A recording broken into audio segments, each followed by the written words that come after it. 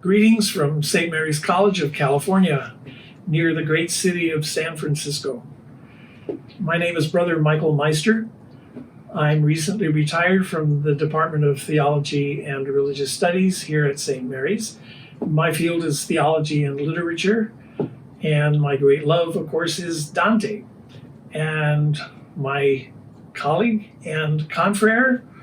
So I'm Brother Charles Hilken, and I'm a professor of medieval history here at St. Mary's College, and my field is manuscript studies, and I look at manuscripts well before the time of Dante, especially from southern Italy and the monastic tradition. Brother Charles is a medieval expert, and I may say also he is a confirmed papist. Why don't you say something about your world international exhibitions and things like that, just to give a sense of context? I don't know. In the era of in this world of Dante and having two popes in hell, I don't know if that's appropriate, but yes, I've also participated in a number of traveling exhibitions of treasures from the Vatican from 2000 over the next decade and a half. But nothing from the era we're looking at. Nothing from the unfortunately. Era. So our conversation centers around Canto 3 of the Purgatorio. Our theme is mercy, infinite and unfathomable. The Canto 3 is, just to give a little bit of a catch-up, I remind the viewer that the Purgatorio begins on Easter Sunday morning when Dante and Virgil emerge from hell. And the first person they meet is the guardian spirit of Purgatory, Canto. And after a brief conversation with him explaining why they're there, he sends them off to the shore. Virgil, in a sense, actually baptizes Virgil or Dante again by washing the grime of hell off his face and binding him with a reed, and away they go. In the next canto, we witness the arrival of the boat of souls coming across the waves to the shore, and Virgil and Dante witness this great ship guided by an angel who blesses each soul as they leave, disembark onto the shore of Purgatory to begin their journey of purgation.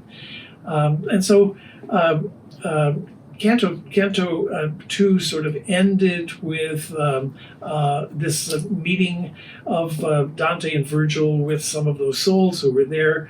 Among them was a friend of Dante's, Casa, who was a friend of Dante's, who used to set some of his poetry to music, and he's urged to sing, which he does, and everyone sort of forgets where they are, is having a nice time reflecting on the past, as it were, and Cato suddenly appears and rebukes all of them for wasting time and sends them off. So Canto 3 opens with the souls being scattered away, including poor Virgil, who feels how would you say, embarrassed. We should put it that way. Dante spends a bit of time at the beginning of Canto 3 remarking on this unusual situation for Virgil, who, if you recall, in the Inferno was often telling Dante what Cato had just told all of them to get a move on.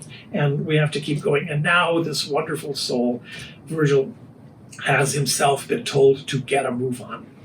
So what we want to do in this particular canto is focus mostly on the second half, the 2/3 through, on this encounter with Manfred. Dante and Virgil have been standing before the mountain, wondering how they're going to start to climb. And as Virgil is lost in thought, Dante looks off to the left and sees a group of souls in the distance, and he tells Virgil, let's go over there. they may know the way to start. So off they go.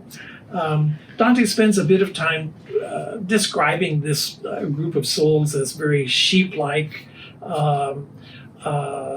shy, and they are frightened. This is, I think, the second fright we've had just so far in the Purgatorio, that they see Dante's shadow. Dante had a fright earlier because he didn't see Virgil's shadow, and now these souls are frightened. And Virgil calms them down very nicely. But the upshot is that they turn Dante and Virgil around, pointing behind them and say, "That's the way, go ahead and lead." So as they start moving, a soul talks to Dante. And I would like to just read a little bit of that text to give us a context for, I want to call it a conversation, except that 99% of this is Manfred talking. Dante has just a few words to say. This is from the translation of Mark Musa. I love Mark Musa. I'm sure that he is in heaven with Dante, that he deserves to be there for a lifetime of magnificent scholarship, and certainly his translation of the comedy and wonderful commentaries that he's done. Mark, I owe you a great debt of gratitude. Nevertheless, I owe Dante even more. Here we are. Then one soul cried, "Whoever you may be, look back as you walk on and ask yourself if you have ever seen me down on earth." I turned to him and looked hard at his face. A handsomely patrician blonde he was, although a sword wound cut through one eyebrow. When I, in all humility, confessed I did not recognize him, he said, "Look," as he revealed a gash above his breast. Then with a smile he said, "Manfred I am, grandson of Empress Constance, and I beg you, when you are with the living once again, go to my lovely child, mother of kings, who honor Sicily and Aragon. Whatever may be rumored, tell her this. As I lay dying there, my body torn by these two mortal wounds, weeping, I gave my soul to him who grants forgiveness willingly. Horrible was the nature of my sins, but boundless mercy stretches out its arms to any man who comes in search of it. And if the pastor of Cosenza, sent by Clement in his rage to hunt me out, had understood those words in God's own book, my body's bones would still be where they were, by the bridgehead near Benevento, trenched under the guard of a heavy mound of stones. Now they are swept by wind and drenched by rain, outside my kingdom, by the Verdi's banks, where they were brought by him, with tapers quenched. The church's curse is not the final word, for everlasting love may still return if hope reveals the slightest hint of green.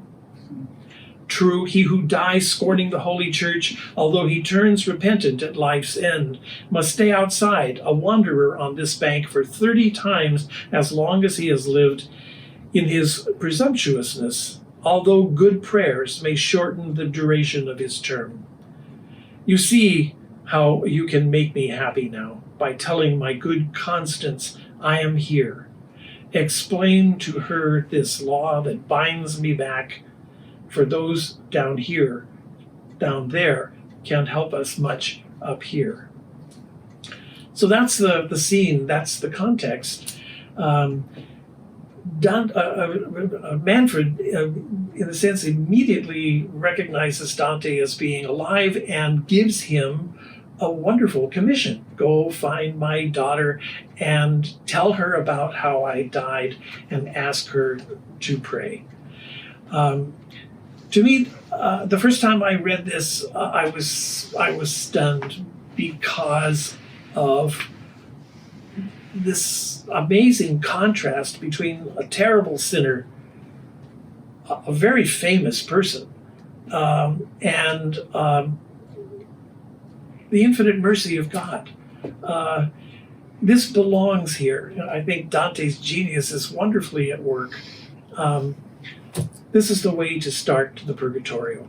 Nothing is impossible. As St. Paul says in the 8th chapter of the letter to the Romans, nothing can separate us from the love of God.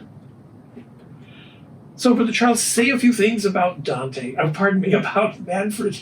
Well, Brother Michael, about both, really, because I want to pick your brain about not Dante the traveler, but Dante the author here, and his knowledge or his estimation of Manfred. I'm surprised that he wasn't wearing green, because that's what he was known to wear. But, two things from that passage. His vanity, wanting to be recognized, and his presumption, right? But we live today in a world of facts and alternate facts, right? And it just strikes me that there's two interpretations of Manfred, even from his own day. So the Manfred of this poem is one who wants to dance around the legacy of his father. So he reminds the travelers that he's the grandson of Lady Costanza, and he's the father of Queen Costanza, which is interesting. And also, his own name, Manfred, comes from his mother's side of the family. So he's dancing around, him being the son of Frederick. But as to the facts and the alternate facts about Manfred, so some historians and chroniclers of his day saw him as a chivalric figure, a good and wise administrator, of his kingdom. And even my own professor at Toronto, Jocelyn Nigel Hilgarth, used to refer to him as poor young Manfred, right? Someone caught in the circumstances of history. Then, of course, other chroniclers saw him, again, also as vain, as wicked and corrupt, and given too much to the pleasures of the world. So there's two Manfreds. And what I'm curious to know from you, just to pick your brain about Dante the author, which Manfred does he know, or does he recognize? That's a great question. I believe he recognizes both. I think he shows us both in this passage how Manfred reveals perhaps both sides of the story. What's interesting, well, let's see here. Readers of the Purgatorio, or the original readers, would probably have been shocked that Dante chose a person like him. Manfred was a Ghibelline, and Dante was a Guelph. And but I think that apart from that, and commentators are at pains to ensure that the reader understands that Dante is not excusing Manfred's sins or the dark part of his life. He presents him as he is, but I think what's important is that as a Guelph, he recognizes let me put it this way: as a Guelph who was exiled, he recognizes in Manfred a fellow exile. Manfred was excommunicated not once, not twice, but 3 times. And he died as an excommunicate. That's pretty good. And but again, I think it's he never says in this canto. Dante never says in this canto that Manfred is excommunicated, and I think he presumed that his readers originally would have known that. and that he had a bad reputation, and that, like his father, whom Dante put in Canto 10 with the Epicureans, in the Inferno with Farinata and those people, that he would end up the same way.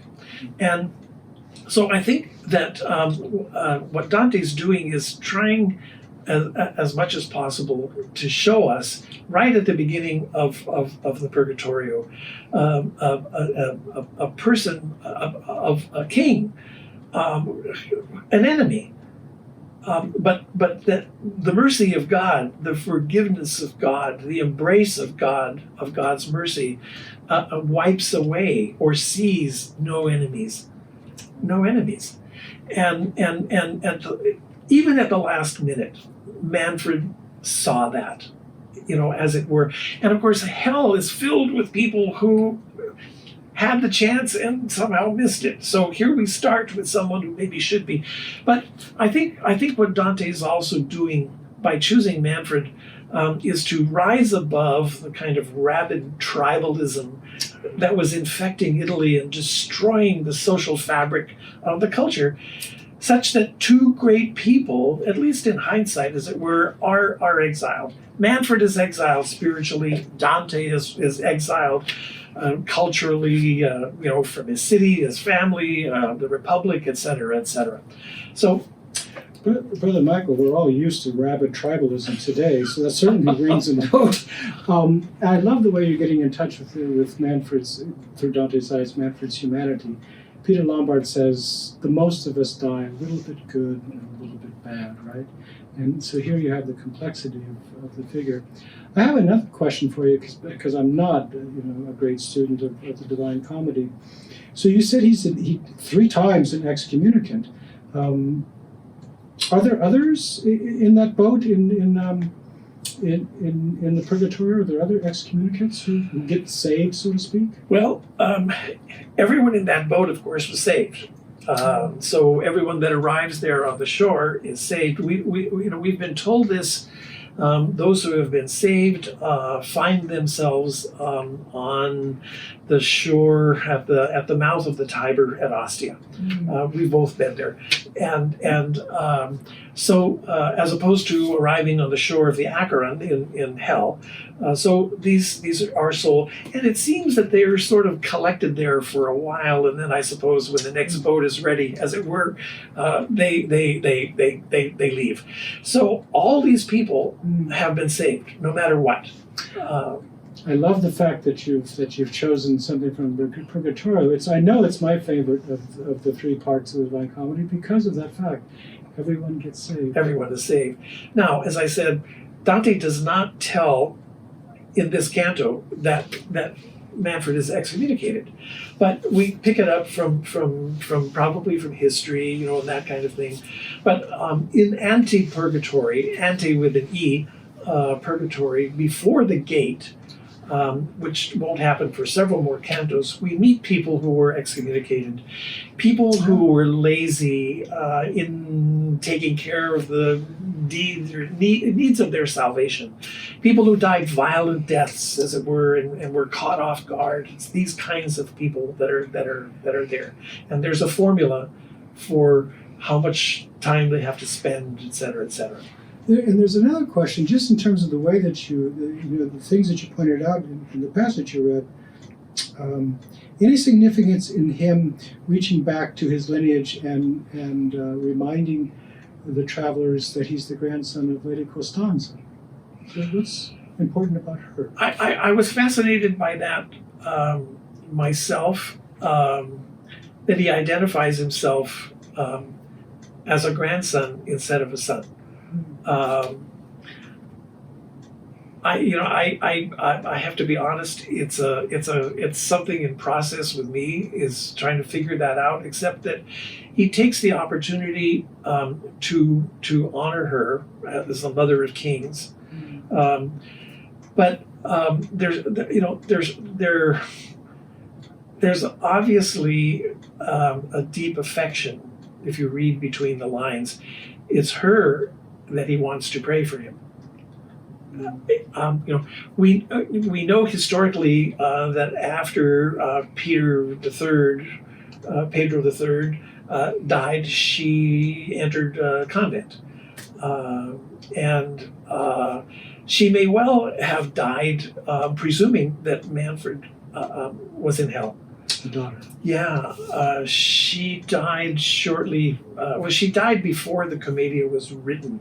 I've thought to myself imaginatively, this doesn't work, as it were, officially, but it would have been a wonderful consolation had she read the Purgatorio once she was in the convent and read what Dante had said about her, because I really think that Dante rehabilitates Manfred in this canto, both poetically and theologically, and I think that's in a sense the role she plays. We're going to find much later on. Is it Pope Adrian? I forgot who asks Dante, or who singles out his niece, for prayers. Many people are going to ask for prayers. In hell, many people wanted fame and recollection of fame. These people want prayers. So for some reason, she's, in a sense, the heart of his affections. But we know Manfred was educated early on, in the faith and in theology. And in fact, he was even a translator of Hebrew texts. So in a sense, here he's maybe being welcomed back to the fold. One would think so. And maybe it's with that we can begin to sum up. This is a lot of fun. Yes, there is a fold, and cleverly, Dante doesn't talk about Manfred as a king. He talks about him as a member of that sheepfold, which is very clever. And they're all shy, and he describes how they follow each other and they stop and go, and then he simply stands out. And he stands out perhaps among all these other souls who aren't necessarily destined for this lower part of purgatory. But he stands out, he talks, he smiles. He's the only sinner, I believe, in purgatory that actually manifests his wounds. None of the others do this. Maybe I can end with this only because Augustine played a great role in Dante in writing the comedy. Augustine was a great resource for him. But Augustine theorized that because Christians had such a tremendous admiration for the early martyrs and wanted to see their wounds, that in heaven the martyrs would display their wounds like a badge of honor. And perhaps that's what some commentators talk about that. Thank you, Brother Michael, very much. Anyway, with that, thank you very much for joining us with this brief view, and thank you for being part of this great world of Dante.